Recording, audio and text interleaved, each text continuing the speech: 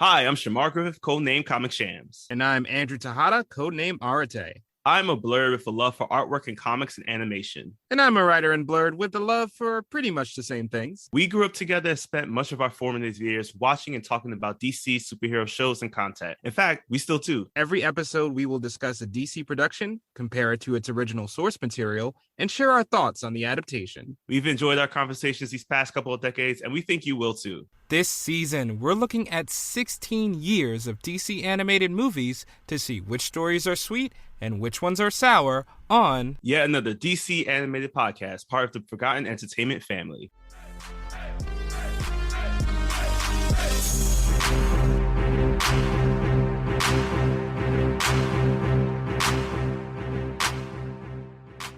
Welcome to yet another episode of yet another DC animated podcast. My name is Shamar Griffith, codename Comic Shams. And I am Andrew Tejada, codename Arate.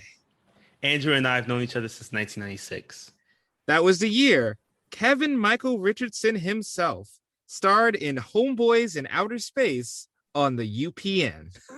That's a damn lie. They ain't never been. I've seen enough again to know they ain't never been a show called Homeboys. Oh, wait, are you serious? Aired from August 27th to 1996, starring comedian Flex Alexander and Daryl Bell. 21 episodes were produced, and that's all you got. I'm so mad because Flex Alexander low-key carried UPN. Like, between one-on-one and They had Moesha, right? For like a minute. I'm proud of Kevin Michael Richardson, man. He is always putting in work. I don't think I've ever seen anything I don't think there's anything in like creation that he wasn't a part of, especially today's movie, Justice League versus the Fatal Five. Also, a lot of space stuff. So, it connects. Oh, there were homies. There were a couple homies in space. So, yes, we are continuing on strong with our sweet or sour season. This is the 2019 film. Hold up.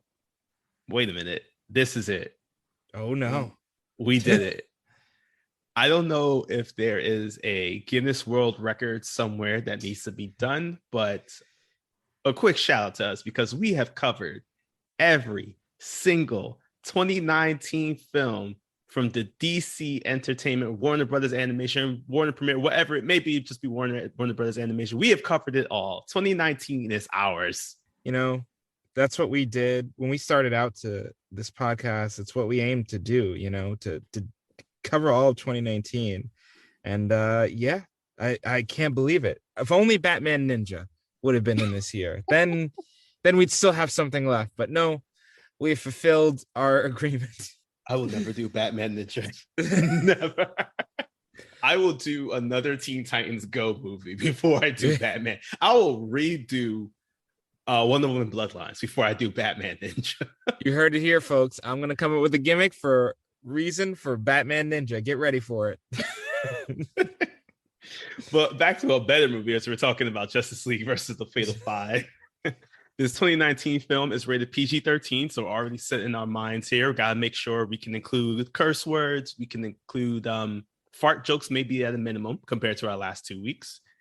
It's directed by Sam Liu. This is one of his many, many, many DC Entertainment animated films that he's done with a runtime of 77 minutes. We see the Justice League team up with the Legion of Superheroes to take on the futuristic threat of the Fatal Five.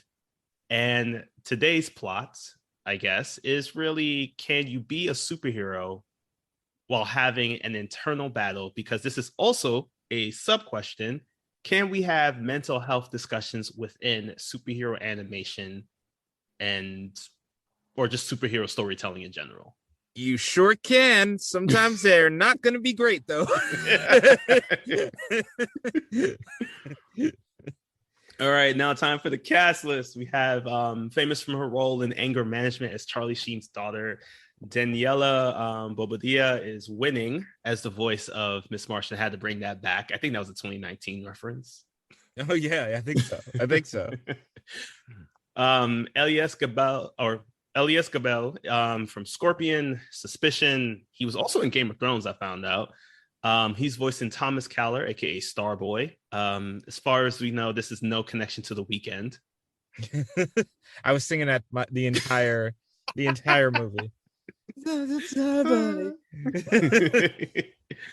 Diana Guerrero is all in with DC with this one. You know her, you love her from Jane as from in Doom Patrol. Today she is voicing Green Lantern, Jessica Cruz. This is the first I think animated adaptation of Jessica Cruz that we had. The second one was also in a movie that we covered, DC League with Super Pets. So we have covered Jessica Cruz's entire filmography. There we go.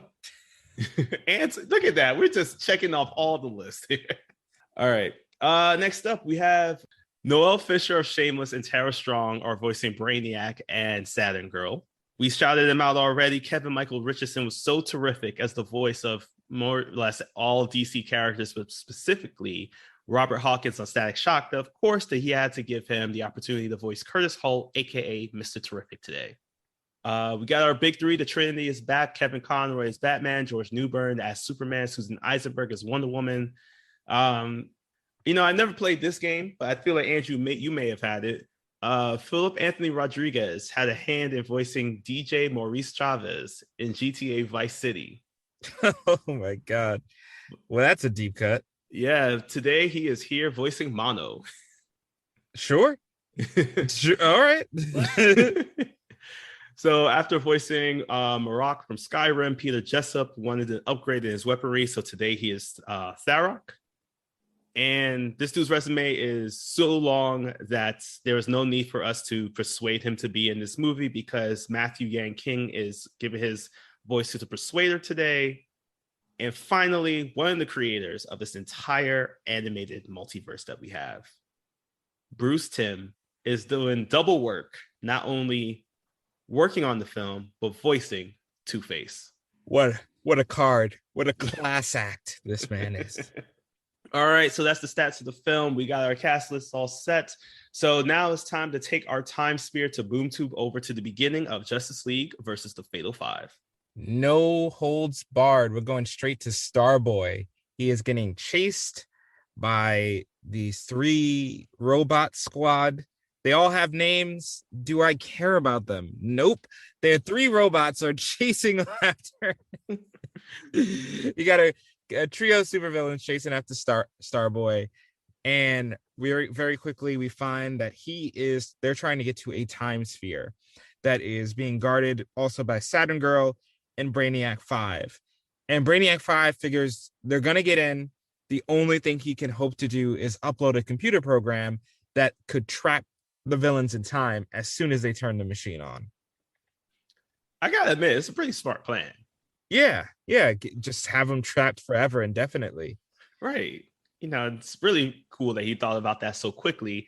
Unfortunately, his typing skills weren't as quick as his brain power because these members, the three robots who end up being members of the Fatal Five, do break through the door, and we see the full extent of the legion of superheroes here. They're at least the main members of Saturn Girl using like psychic blocks, and Starboy using gravity to hold them back, while Brainy is, I'm calling him Brainy because I'm remembering from Supergirl. Yeah, Brainy. I call it, same thing internally. Right. So, but Brainy doesn't have enough time to punch in the code, and it leads into these three villains getting into the time sphere, activating it, as the only thing that's left for them to do is Starboy to leap on over as Saturn Girl realizes that he's willing to go the extra step in order to stop these three villains from traveling to November 20th, 20 something. We didn't see the time stop where it was, but we are heading possibly back to the past with this one. And we also noticed that he has an injection tube of some kind that breaks, which is real bad news right away for Thomas. We just don't quite understand why. But they end up back in the past, and right at the last second, Thomas manages to get the time sphere to complete its freezing time backup maneuver. And right outside the atmosphere of Earth, he goes crashing into Gotham, and the sphere almost takes out a small black child. But luckily, Superman is there to save the day and tell the child, hey, run away next time, it's okay. And in my mind, I thought this was Dakota. This might be that might have been messed up. Now that I'm thinking, it could be Gotham. I was thinking Dakota for some reason. Superman was somewhere. I don't know why he was on it. But now Thomas is in Gotham, and he needs a little extra help. Yeah, because as we mentioned, his tube full of medicine does break. There was a quick mention in the earlier scene with Saturn Girl in which she mentions about his medication and how if he pushes himself too far, this might affect him. So now he's on a journey, very reminiscent of Nightwing walking through the streets of Gotham, trying to follow Harley Quinn. He's in full costume, and he's trying to find a pharmacy where they might have this one drug, quatroclozapine, which like I think they were trying to mix. I know one of those is like riffing off of an actual medicine, but then they just put some random words in front of it. It's like that Ant-Man joke where you just put quantum in front of everything. Yeah, this is pretty much what they did here. Got it. Okay, cool. So he enters the pharmacy, and he immediately scares the pharmacist, who doesn't know what's going on because she just sees this dude. This at this point we know that heroes exist, but he's never been seen before, and he's demanding this drug very aggressively to the point where he quickly reminds himself that he's in the past. So he decides that the best way to calm down the pharmacist is to change out of his superhero costume, revealing why this movie is PG-13. Oh yeah, he is butt ass naked, as Electro would say, in this pharmacy, which obviously does not help his cause. Some police harass him immediately because, I mean, you're naked in a pharmacy, so that's in Gotham. So yeah, it's inevitable. Right. But he's able to use his powers to get out of there. But before he can get too far, Batman shows up, drugs him, and just takes him away. Now, look, I'm not gonna tell Batman how to do his job, but you went straight to drugging a naked man who hadn't actually stolen anything yet. Let's also point out that he also tackled the naked man. Batman, right. You have a cape. Yeah.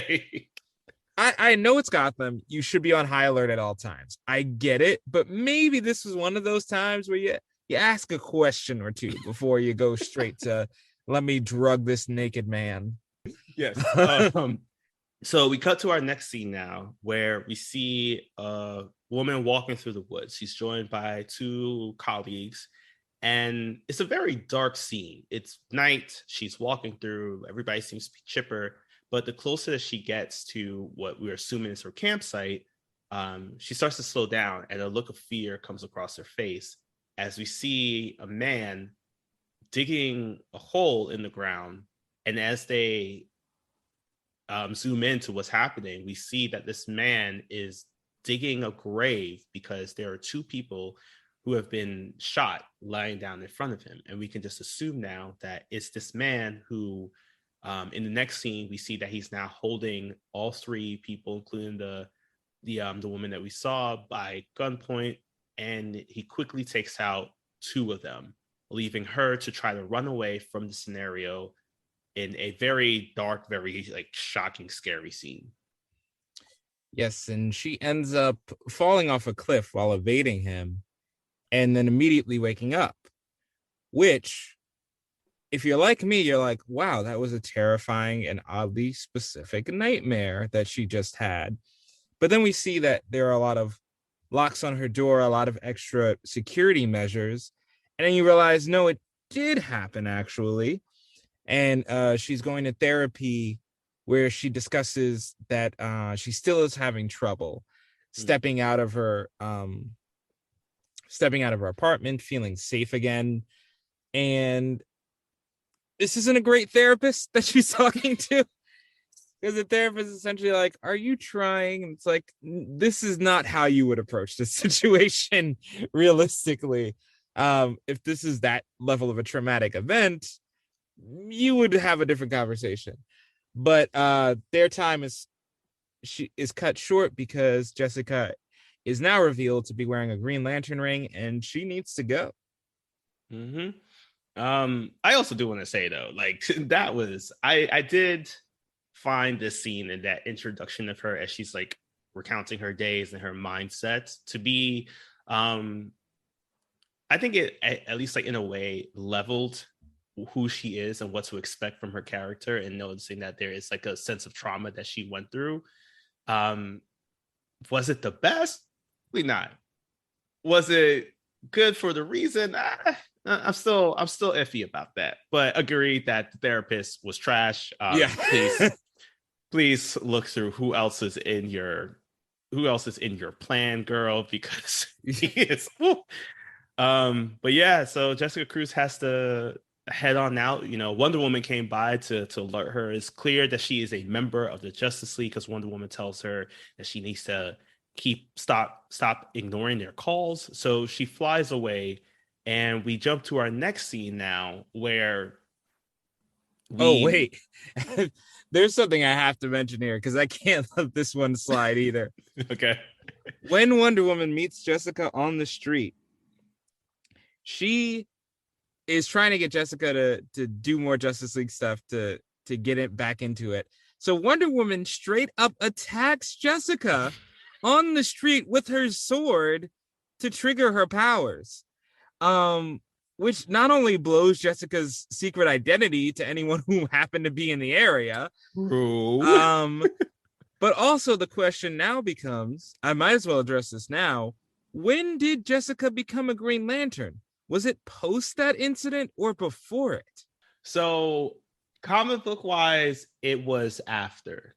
And I do assume that it is after, in the way that they set this up. However, there's a lot about this film that does break a lot of canon. So there's I have just as many questions, and it's clear that you have to just know who Jessica is.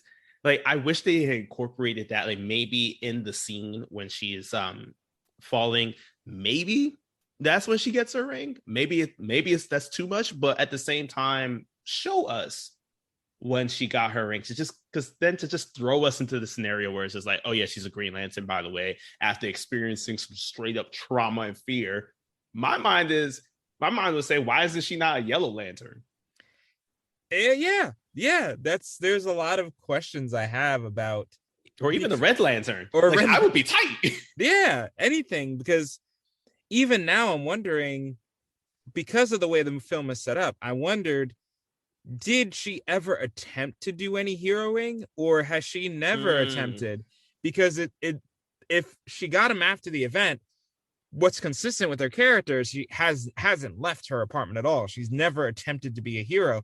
But there's also an implication that she has tried, and she seems to have knowledge of how to use the ring well enough. Mm-hmm. So automatically, because I don't know Jessica Cruz, I have no idea. This isn't like the Batman story where you're like, oh yeah, his parents were shot. Pearls. Yeah, exactly. Pearls.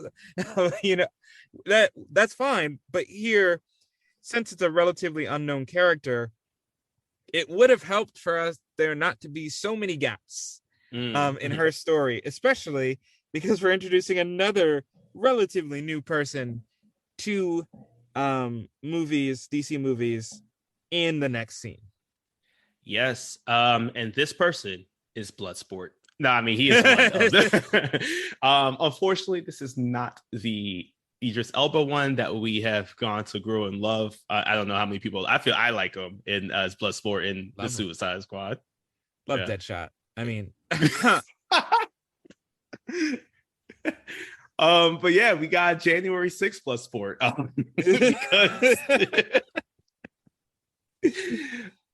Because he is taking a newsroom hostage, and he's demanding that President Kennedy be brought to him. So this version of Bloodsport believes that President Kennedy's assassination was all a hoax, and he's trying to prove the truth to the people. And this is when he calls forward a meteorologist to come in to attend to give him a bottle of water. She's walking through. She doesn't seem intimidated. But one thing we do notice is that she keeps looking around, and unfortunately, she ends up blowing Batman's cover. And we also realize that she is also She's also a new hero to our DCAU now, Miss Martian. We know her from Young Justice, but today this is our new version of her. But even though she blows her cover, she gives enough distraction for Batman to punch this Bloodsport. And Bloodsport is wearing bombs. So I was like, Batman, do you not want to punch the guy covered in bombs, please? But he succeeds anyway, because he's Batman. And Batman watched Rush Hour 1. That's what it was. Just got those hands. Doesn't care. Lee. And here we get, I'm going to say right now, funniest line of the movie, where Batman and Miss Martian are arguing about her style, and Batman's like, this is why I don't work with teenagers. And Miss Martian turns into a Robin, and he's like, point taken. I'm like, thank you for that scene. But it is revealed that Miss Martian is kind of doing a mentorship with Batman to determine if she's worthy of the Justice League. This was not her first great attempt, but she's going to get another one soon, because Superman and Mr. Terrific are looking at that time sphere a little bit closer. Mr. Terrific has been handling this time sphere for quite some time. That pun was not intended on that one. He is talking with Superman and is telling him that, he's been trying everything. He had Hawkwoman try using her mace to break through it, and unfortunately it's just not strong enough. And her mace is made of Nth metal, which is canonically in comics is like probably the second strongest metal ever created. And so the fact that that's not even working, Superman decides, let me try using my X-ray vision, because maybe I can see what's in it. He can't see through it. Realizing that it's not lead, he deduces that, it must be that it's out of phase with our time. So they start hitting it with some high-speed particles, making Tom Wells very happy about that, I guess. And because of that, it brings the time sphere in phase, and they're able to see the 3 captives trapped in there who are now broken free from their prison, as a giant axe gets thrown right at Superman's head. Yeah, and this thing is sharp enough to cut him. In fact, he does get some damage during this ensuing battle. We even see some, one of the villains is Shigaraki from My Hero Academia, because he can disintegrate anything. And he is just going through every wall possible. Even the bravest cop in the city, who just wants to die that day, attempts to stop these people, but luckily he's saved. And this battle, I will say this, although Superman goes out pretty quickly, this is probably the best showing for Mr. Terrific in all media, because what he does with these T-spheres is nothing short of a miracle. Petition for more Mr. Terrific content out there. Yes. Like, we had Arrow, we understand that, but I just felt like it fell short compared to what we saw here today. The amount of L's Mr. Terrific took on Arrow, don't even come to me and tell me that's a definitive portrayal. And Echo Column, you did great. I'm not saying that's you. It's just you were written to lose, and that's what annoyed me. So now that this whole battle has happened, Mr. Terrific is able to save Superman from getting injured even more, as he is bleeding out on the ground. Fun fact, this is one of the first times we actually see Superman bleed out like this, because Bruce Timm, unfortunately, was unable to provide the blood that he wanted like this in the Superman Doomsday film, which we covered at the very beginning of our stuff. So this is just a, haha, got you guys. I'm going to have Superman bleed out all the way now. That's nice. It's nice to have your dreams come true. Yeah, exactly. So as Superman needs to recover, we cut over to Arkham Asylum, where Starboy and Two-Face are hanging out, just having a good old time mentoring. And it's been 10 months. What the hell happened? This is another thing that completely threw me off. The fact that Starboy has been locked in this prison for 10 months. The time sphere was there for 10 months. There's an old story writing question about, why do you start your story at certain points. Mhm. In here, I have no reason at all which events took place 10 months. Like, did they escape 10 months ago? They could have, because the movie makes no effort to let you know that they did. Probably not, but it's very confusing, this 10-month time skip in the middle of things. I got you. Time travel. Oh, That's the God. answer to everything. So as Two-Face, it's just I really enjoyed this scene particularly because I would never have expected Two-Face to be a mentor about mental health. Just not expecting that. I would have put even like, I don't know, Hugo Strange being the one that he's been talking to, but Two-Face being the person that's talking to Thomas and telling him to recognize what's going on, what's reality. Thomas eventually starts accepting that he's not from the future, but he does accept that he does have superpowers and that, he's from the present, by which I mean the present in which Batman, Superman, and the rest of the Justice League exist. However, that whole reality becomes shattered once again as he's watching the news. First off, I didn't realize that Arkham has such a nice facility. Compared to all the other adaptations we've seen, this is the nicest Arkham that I've ever seen in my life, because they have food service and also TVs available for everybody to see the battle between Superman, Mr. Terrific, and the three members of the Fatal Five, which causes Starboy to go into a manic state, realizing that what he's believed all this time is actually true. Yeah, and this is where he completely breaks Arkham in half, screaming out limelight, green limelight, 21 bridges. Yeah. Not to be confused with the Chadwick Boseman movie. This is Chadwick Boseman would have saved this entire universe. God, yeah. He would have done a lot of things with this movie. And in the meanwhile, just as a fun little side thing, Poison Ivy, Bloodsport, and Harley Quinn break out. Poison Ivy snaps a man's neck effortlessly, but then is immediately taken out by Batman. And look, power scaling is whatever, but I just found it a little hard to believe that a woman who could snap a man's neck with no effort is getting taken out by a couple blows from Batman. I gadgets, man. But he gets him back in jail. He doesn't catch up to Starboy in time, because Starboy has superpowers and Batman don't. Mm-hmm. But he does hear what Starboy is saying, and no, it's not as bad as the Batman and Robin mysteries from the Return of the Caped Crusaders. He is able to deduce that limelight, 21 bridges means the Green Lantern in Portland, which means gotta go see Jessica. Mm-hmm.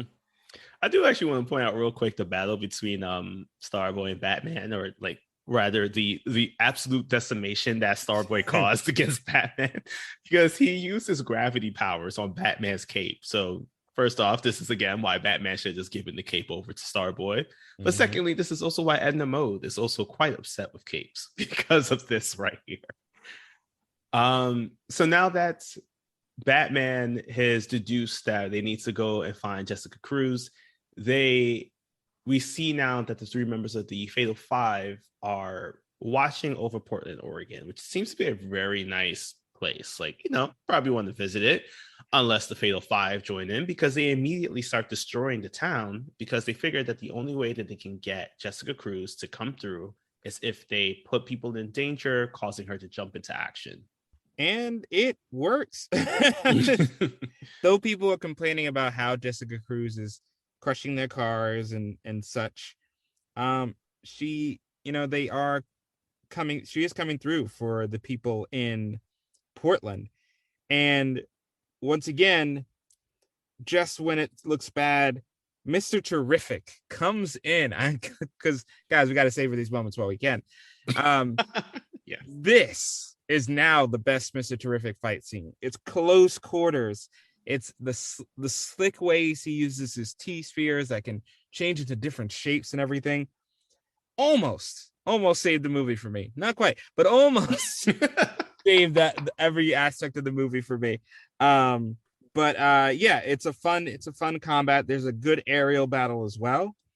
And eventually this insanity, this back and forth ends with Jessica, in the words of a Marvel hero, Jessica ends up flying dead stick and falling to the ground. And this ain't no Civil War, but it's I don't have the rest of that metaphor, but she's fallen out of the sky. Yes, but fortunately, unlike Marvel, our heroes will swoop in time to save you. Damn, that was a cut. Hey, there we go. There we go. Yes, because Superman is able to swoop in just in time to catch her before she hits the ground. They're able to get her away from the battle. You know, again, I would love to see more of this battle because Mr. Terrific was showing that he knows hip hop, keto, aikido. Like he could be in Cobra Kai if he wanted to. And they're all frantically trying to figure out like what is truly going on. But more importantly, they realize that Starboy, who was helping in the battle as well to help Jessica escape in the beginning, he is caught under all the rubble that's there. And they're frantically trying to figure out like, how do we save Starboy and this is when they see how powerful he truly is as he uses his gravity powers to lift the rubble off of him, and he's just standing there unscathed. Like basically, to quote you, Andrew, I ain't hearing no bells. So now now that the battle is done, the Justice League, after at one point they played their theme song, you know, they definitely had to include it in this movie. They're talking to the cops as Starboy is sitting by Big Belly Burger, sitting next to Miss Martian, who's enjoying her own Big Belly Burger. And this is when they have like a conversation where Miss Martian is trying to test to see how much of a Justice League member she can truly become. Miss Martian here, she tries to play kind of like good cop, bad cop, but more so good cop, trying to tell Thomas that, you know, I'm your friend, you know, you need to tell us what's going on because it's clear that you know enough about these villains than we do. He's not answering. He's unresponsive. He's just staring off into space. And this is when Green Lantern Jessica Cruz comes on by, and she's a bit more cordial with it. She's just telling him, like, you know, she understands what's happening and all of this seemed crazy. And she also comes through with a burger and some pudding, and she mentions that she's not going to eat the pudding, which he takes, and he starts engaging with her, saying that how it reminds him of his experience in Arkham. And it gives the two of them an opportunity to talk as Miss Martian leaves, because she realizes that Jessica is a better person to be equipped to handle this conversation with Thomas, because of the fact that they have maybe this understanding of trauma and mental health that they've been dealing with. Yeah, this is where it gets a little tricky, because the movie does have a message of, I believe the quote was, "You can't force your mind to do something you don't want it to," which, you know, that is pretty positive, pretty along the lines. But the tricky thing here is they try to draw this comparison between Jessica's PTSD and Starboy's existing, which seems to be a long-term mental condition that he's handling with specialized medication. And when you put those two right next to each other, it's not quite the same what they're going through. And the empathy is great, and not saying, you know, you have to have the same problem to be able to assist. But the tricky thing the movie tries to do is almost at some points treat them like they're going through the exact same thing, where it is really not. It is really not. And they make it very clear that Starboy does need some medical help and attention in addition to the kind words and talking through everything. It's both for him, whereas Jessica really needs to take the time in whatever way she can to work through her trauma. Probably should not be superheroing right now. Yeah. Again, depending on when the traumatic incident even happened, because again, we don't even know that for sure. So this is where it gets a little tricky, because their relationship and their conversations are great, but there is some really important context that they kind of glance over while trying to make this comparison. Yeah, and I think to to just kind of like level set, I do think that they do mention Thomas's that Thomas is schizophrenic. Again, this was either Arkham's assessment or Batman. And to be honest, I do not trust either. Give me Harley Quinn to give the proper assessment. Yes. But yeah, I agree.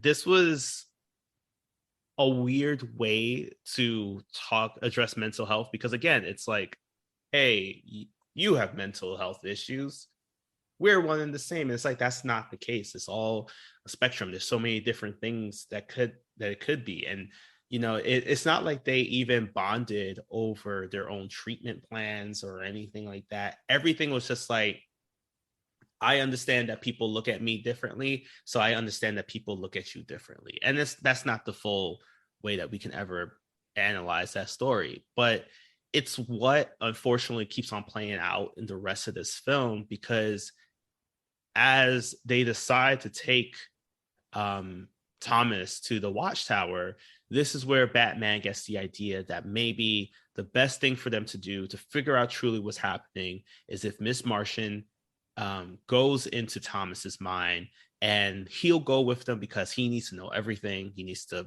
figure out what's the next plan, but he also demands that Jessica goes along with him because she calms him down.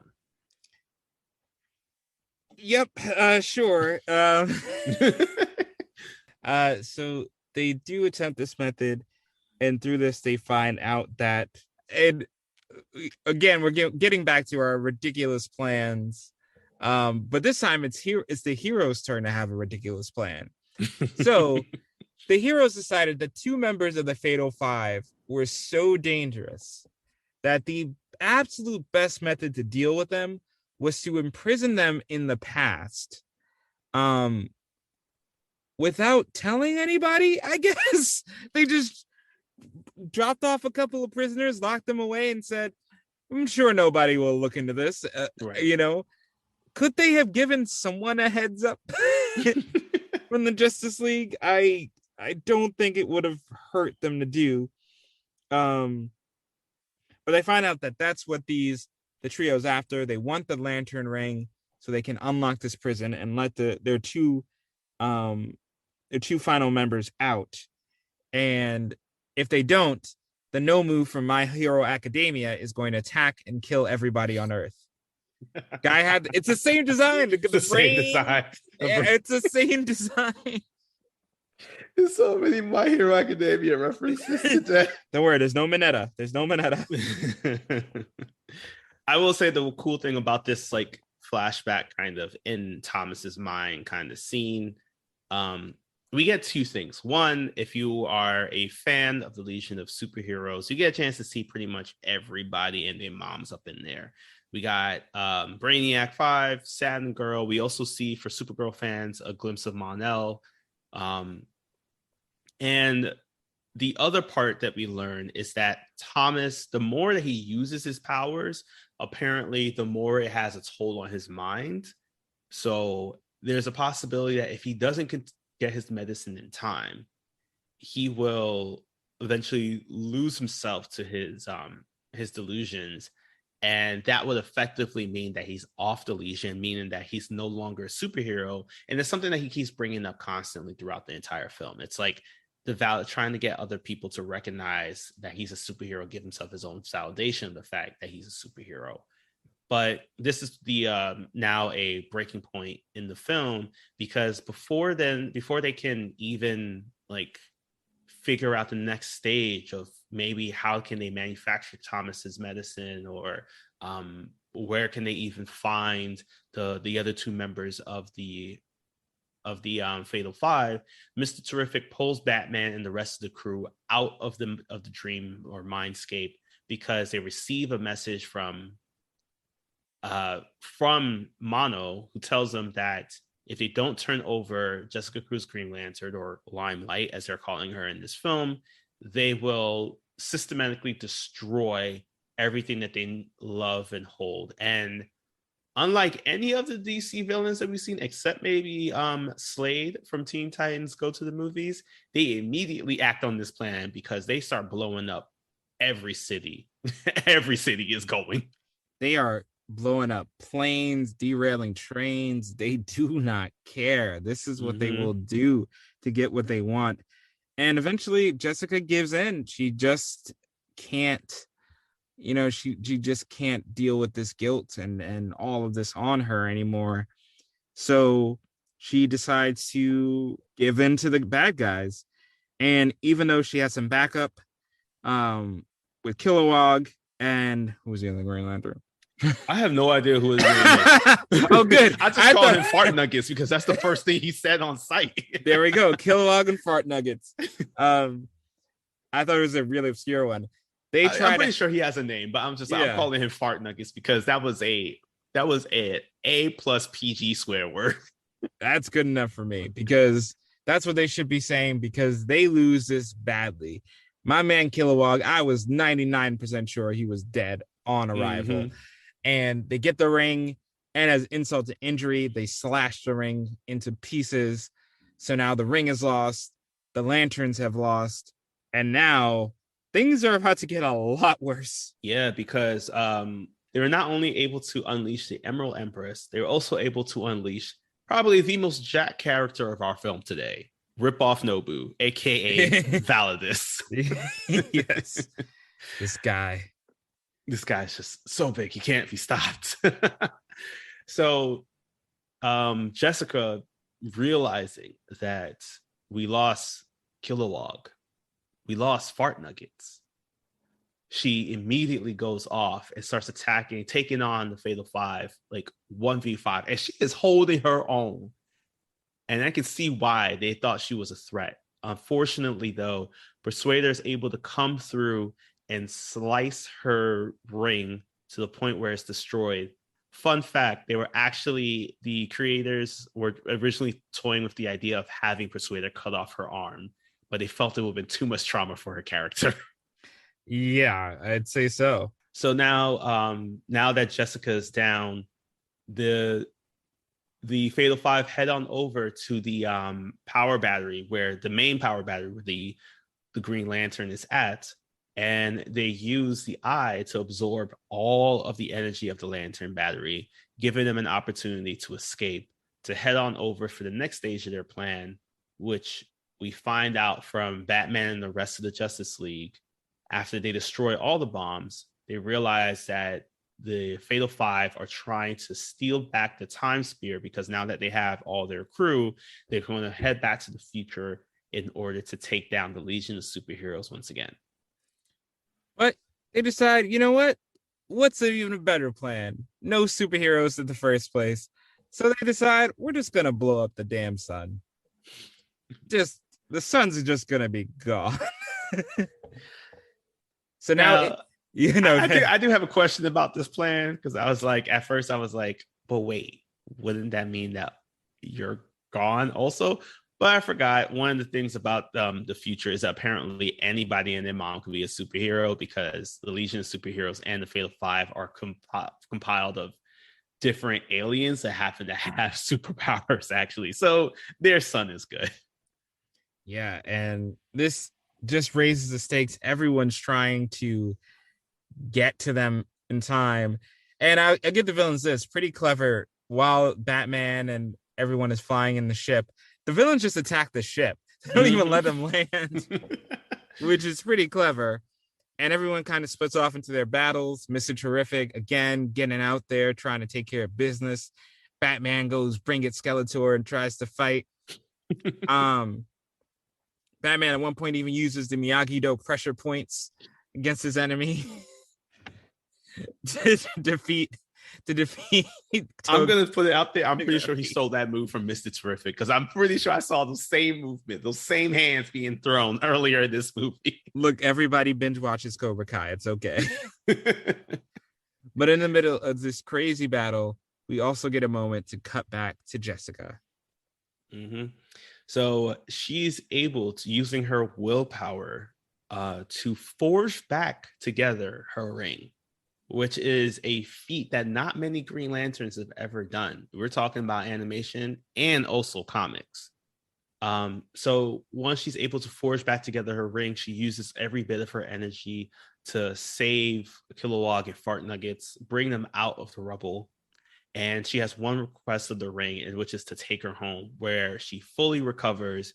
And now, like Tommy pulling out the dragon flute, we see that she is powered up because her Green Lantern symbol has popped up on her eye, and she takes off in flight to head on over to stop the Fatal Five and to join the fight. And it is not a moment too soon, because they are ready to blow up the whole damn sun. And as this battle is raging on, they almost stop the Fatal Five, but not quick enough. And they warn it's going to be 3 minutes until the sun is destroyed. Some real Frieza 5 minutes, Namek will be destroyed energy. Only this time they ain't exaggerating. So Superman tries to get to the eye in the sun, but it's too late. It hits the sun. And at this point, I was honestly expecting them to pull some time travel shenanigans, but instead, Starboy chooses to sacrifice his own life to keep the sun together. Mm-hmm. Now, it's a great scene, mind you. However, the issue here again is because of all the conversations that we were trying to have with mental health throughout this movie, I was wondering if this was something he, consciously chose to do. Was he fully aware of what he was doing? They play it like he has a moment of clarity, but again, because this is why it's so hard to talk about and do in media, and we've gotten a lot better at it. But here, it was still unclear where he was when he made the sacrifice, which definitely changes the meaning of the ending of him smiling. It can be interpreted in many ways depending on where his mental state was. So that is an asterisk on the ending, but he does save the sun. Yes, I do agree. I feel like it. There was two. I think they were ended up focusing in on one side of the conversation, which gets brought up by Jessica, because as she and Superman fly back, we immediately jump to the scene where it's Thomas's funeral. She's giving the eulogy, and she's talking about the great things about that, recognizing Thomas for his efforts, but also recognizing the internal battle that he was dealing with, and it's a battle that apparently she too knows of. And she ends the eulogy with saying that Thomas is my hero. No disrespect to anybody else in the crowd. Thomas is my hero. And it's kind of, I think that this is the line that they wanted us to focus in on, because again, he kept stressing like he's a superhero. He's a superhero. No one believed him. But now here's her saying that like he is my hero. It wasn't, again, I agree that the ending has asterisk. It wasn't the strongest conclusion, because and then we follow it up with one, just Batman confirming with Miss Martian that she is now a full-fledged member of the Justice League, ending it also for joke, because he shares that like, you don't know how I voted, so there's still like she still has more to prove to him. But then we also wrap it up with the rest of the Legion of Superheroes, who I believe were trying to contact the League earlier in the film, which they completely brushed past. And they finally appear for this final scene to give their respects to Thomas, which leads into a conversation where Jessica Cruz approaches them, thanks them for, reminds them that like he's such a great person. And this is when they show her some respect and share that it's amazing for them to meet her. So, the Legion of Superheroes here, they live in the future, right? Mm-hmm. So they're not bound by the laws of time. What I'm saying is, if for some reason the Legion of Superheroes couldn't travel like immediately after this incident, why did they not, why didn't they travel back to the past and help at all? They had 10 months. Time travel. All of them showed up too. It wasn't just like one guy. Every single one. You telling me none of them in 10 months? If we're doing the thing where time is relative to the time you left, in nearly a year, did they not figure out how to time travel? And again, since this the future we're talking about, at any point in the future, they could have figured, oh my God. Yeah, this is this again. We could have eliminated that time jump. You know what? Before we get into that, we actually have to make sure we give our true rating. But I can probably assume we can already tell where we're swaying. But before we do that, we gotta hop into our own time sphere to cash back up to our future selves. So here is a podcast from the Forgotten Entertainment family that you should be listening to the next time you're not listening to us.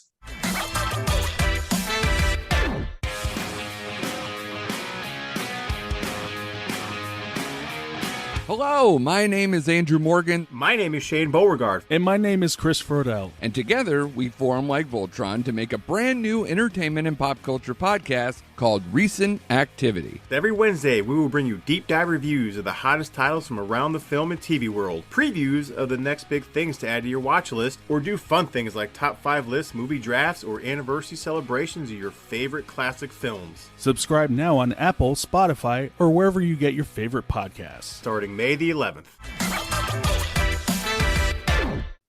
All right, Justice League versus the Fatal Five. Here's how we doing.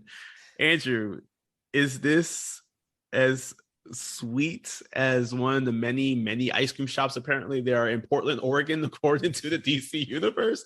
Or is this as sour as actual fart nuggets? This is a pure fart nuggets production for me. How could this be lower than the Teen Titans Go film? I think, look, I think we can go even. It's not hard. I have not been hiding it, and about my issues with this movie, but they can mainly be summed up in 2 things. The plot is ridiculous. The idea that for some reason the Legion could send somebody and imprison them in the past at any time they wanted, but yet they can't go back in time anytime they wanted, and there's no clear reason why, that it doesn't make any sense. And again, this helps with when you're doing a time travel story, you have to be very clear on the rules, and they were not consistent at all with the rules of time travel in this universe. Jessica Cruz is her story has done such a disservice, because again, I could not even tell you when she became a Green Lantern. And we've seen movies, when we did Justice League Gods and Monsters, we got great 2-minute beats of everybody just devoted to their story, devoted to their upbringing, but you understood where they came from and where they were going. I couldn't tell you that with Jessica Cruz, which made it so hard, and what led to the biggest criticism of the movie for me. The conversations about mental health here, I see what they were trying to do, and I see the good aspects of what they were trying to do and the good intentions. But when you are dealing with mental health issues and you want to talk about them, and if you want to have a message where people can overcome them by looking within and examining, that is great. But when you mix that message with medication and imply that a character who has been shown to a point needing medication just goes off of it and does acts that put them in mortal danger, it sends a strange message out. Even unintentionally, it just sends a strange message.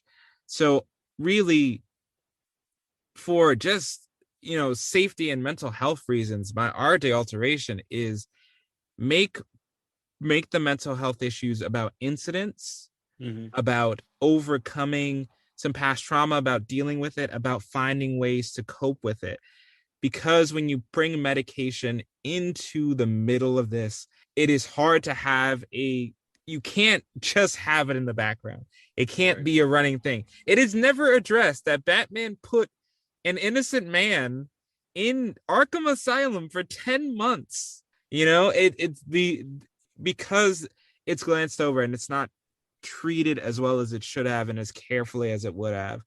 So that's really, again, even if the plot holes didn't exist and you can drive a wide truck through many of them, and even if the villains were one note, unremarkable in every way, the conversations about mental health that they don't have in this movie just let me down, and that's why it is a sour for me.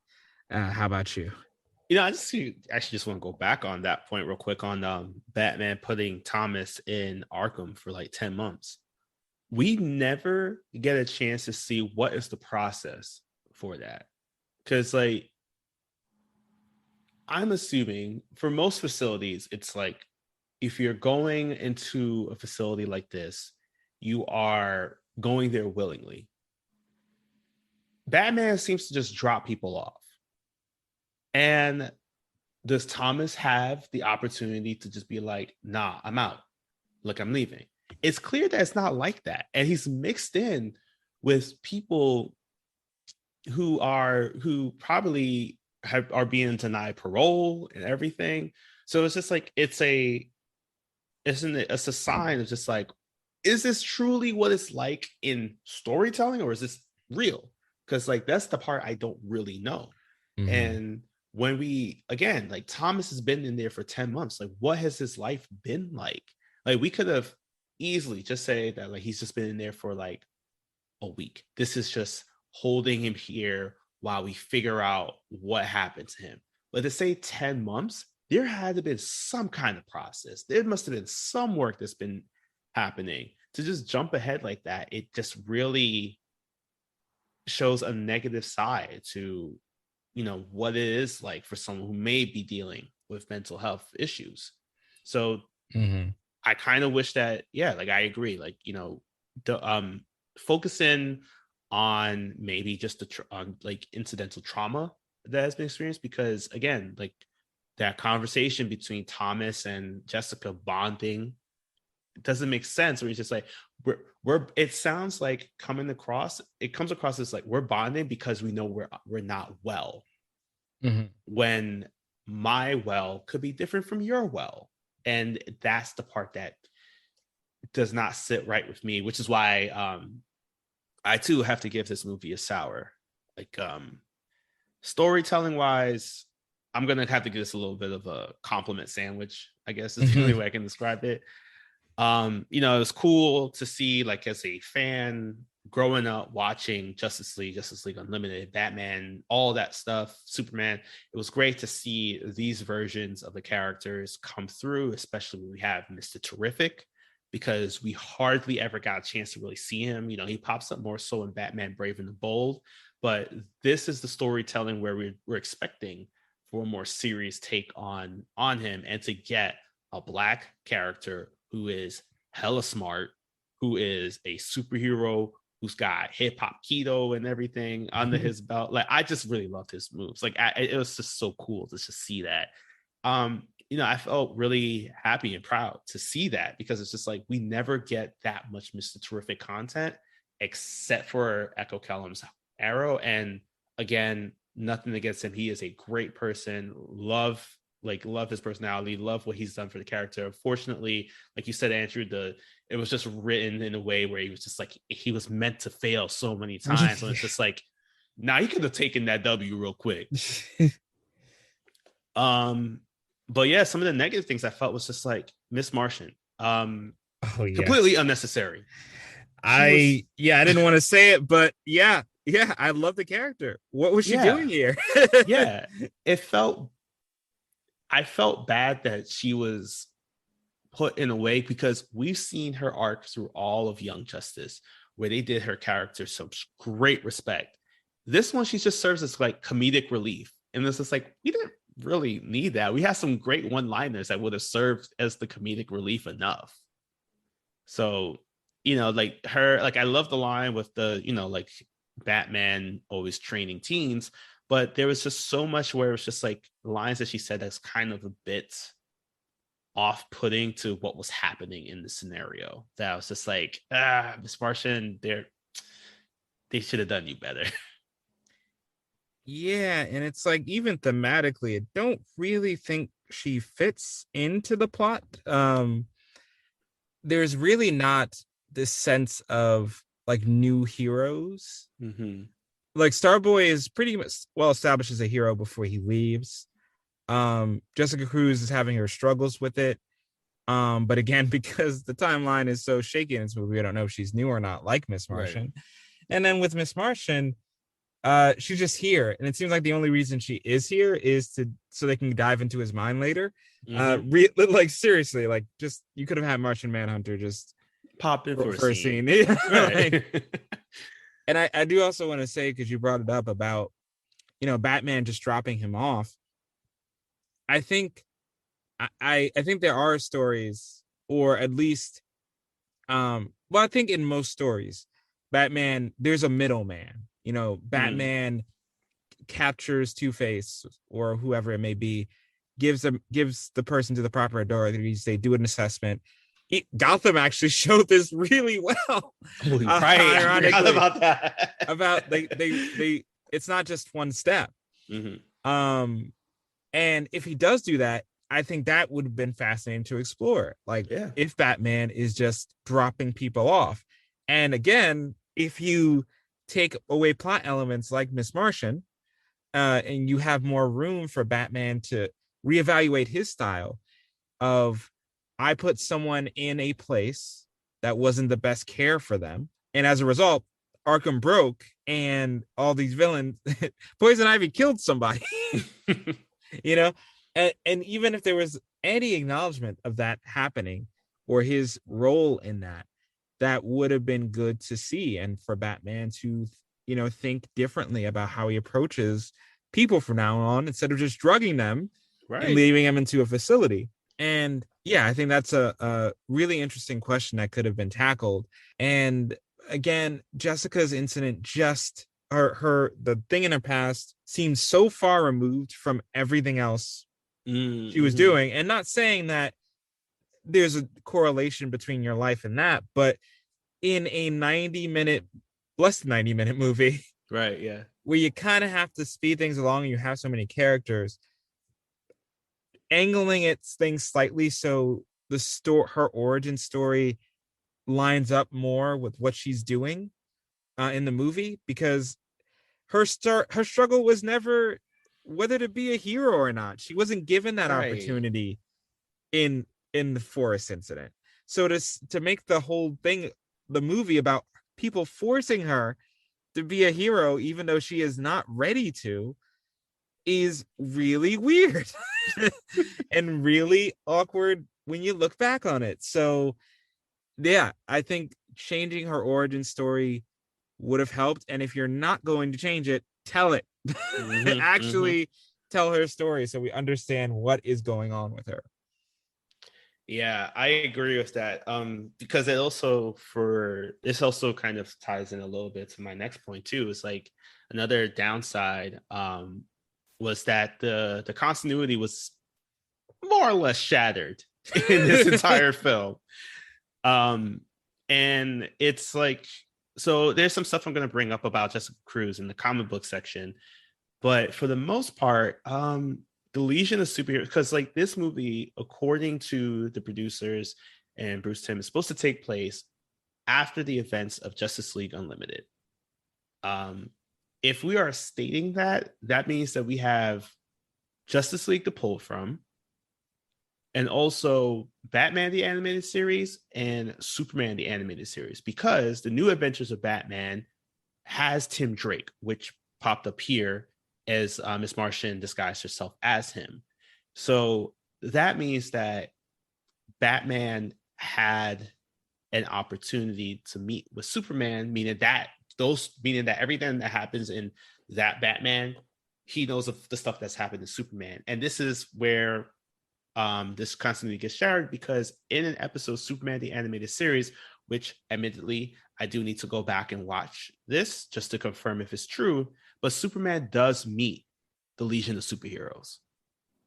He fully knows who they are. So to not believe Thomas in any way, shape, or form, not knowing anything about the Fatal Five, it's weird, because also he knows Brainy, because at one point in Justice League Unlimited, I believe it is, or maybe I think it's Justice League Unlimited, or in the Superman the Animated Series, Kara goes to leave with the Legion of Superheroes. So he knows Brainy. So he should know every concept of the Legion of Superheroes. He should know their design. He should know, not saying he needs to know that Thomas is a member, but he should immediately recognize the flight ring. And even more pressing, now that you're mentioning continuity, where the hell are the 800 other superheroes in this universe? Did none of them feel like this was worth their time? Oh my God. Yeah, you know, are they all playing Uno? Like, what the hell? I'm only giving Hawkwoman or Hawkgirl, which is disrespectful, we should call her Hawkwoman. Hawkgirl and Green Lantern to John Stewart the pass, because they were like, there's a clear reason they're like legit fighting an alien war. They're helping in that effort. Everybody else, answer your phones, please.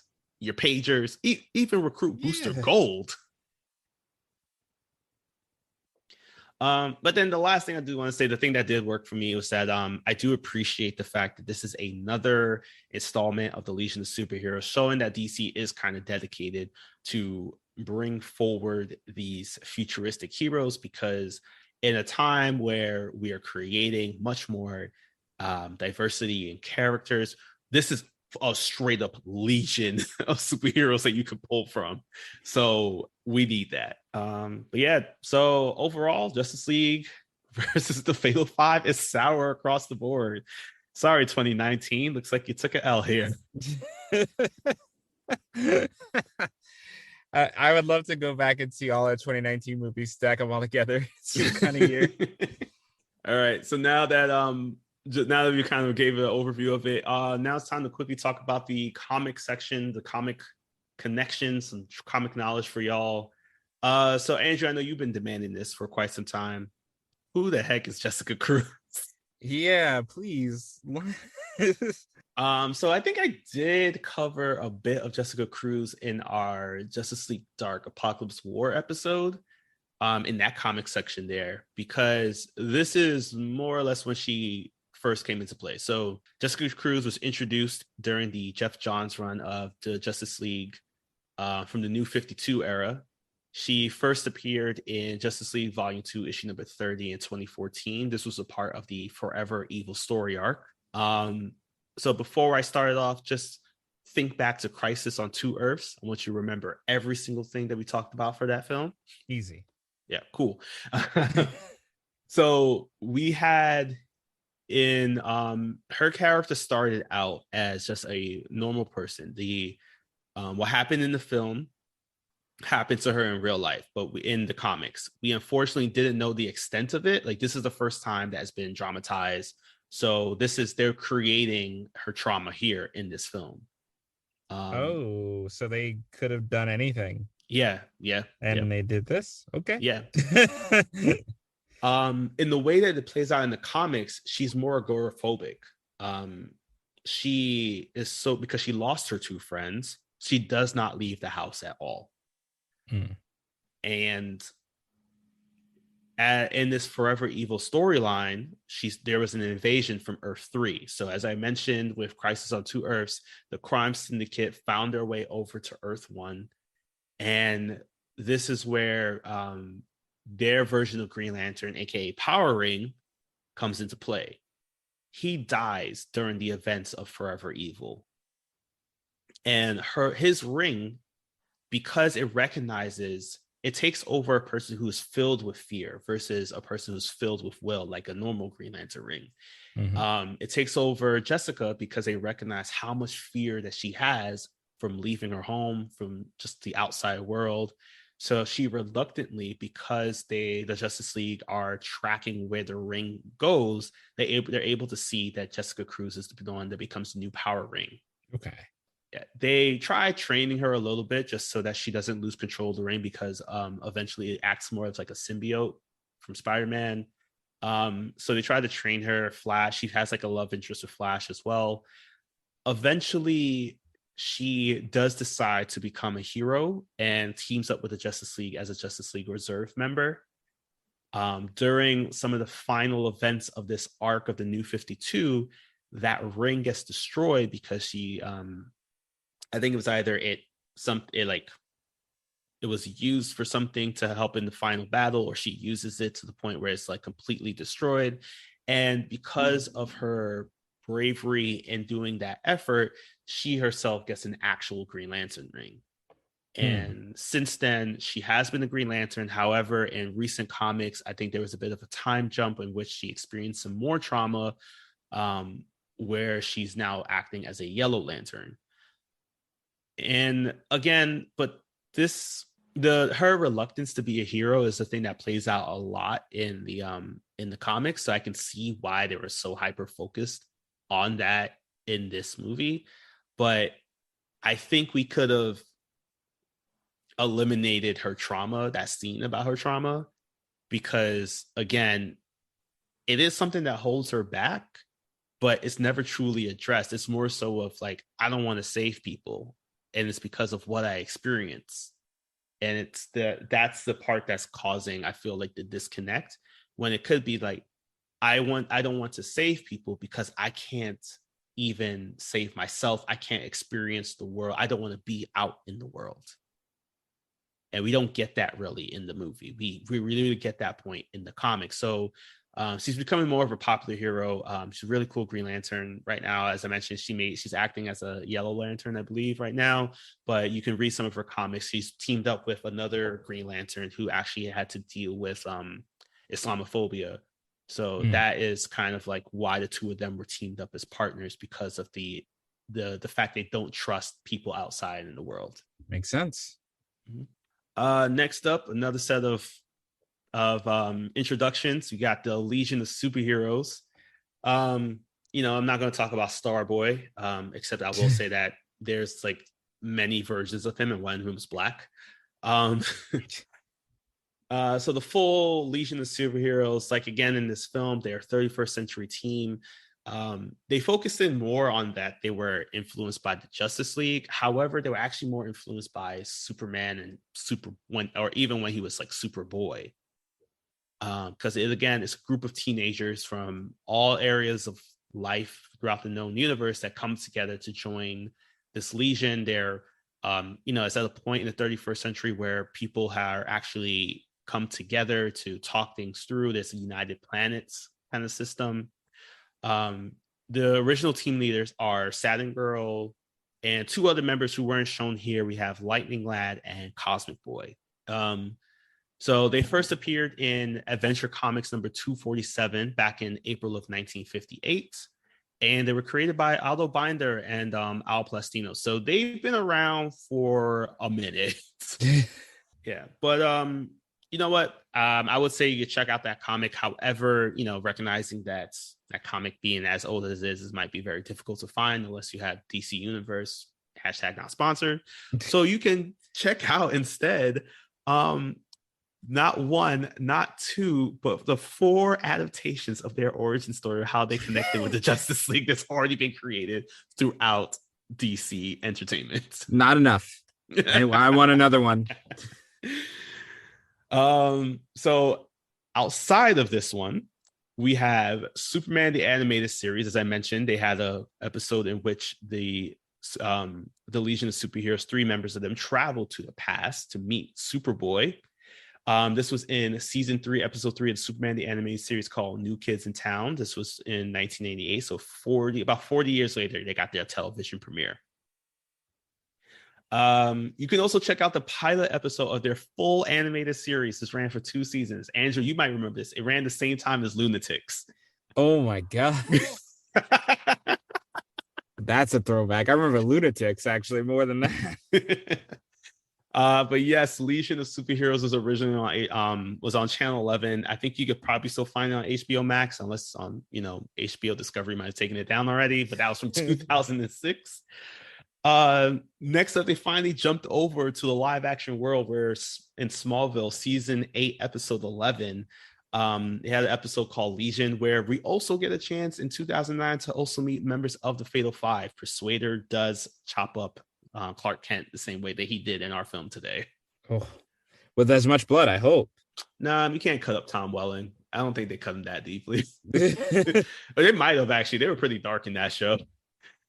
And finally, all of Young Justice Outsiders just recently introduced the Legion of Superheroes. So pour one out to Young Justice. I think we finally lost it, but the last season focused heavily on time travel with the Legion of Superheroes, so we can see why everything that should have happened in this movie didn't, because apparently Young Justice figured out time travel better. Yeah, just have them mess up.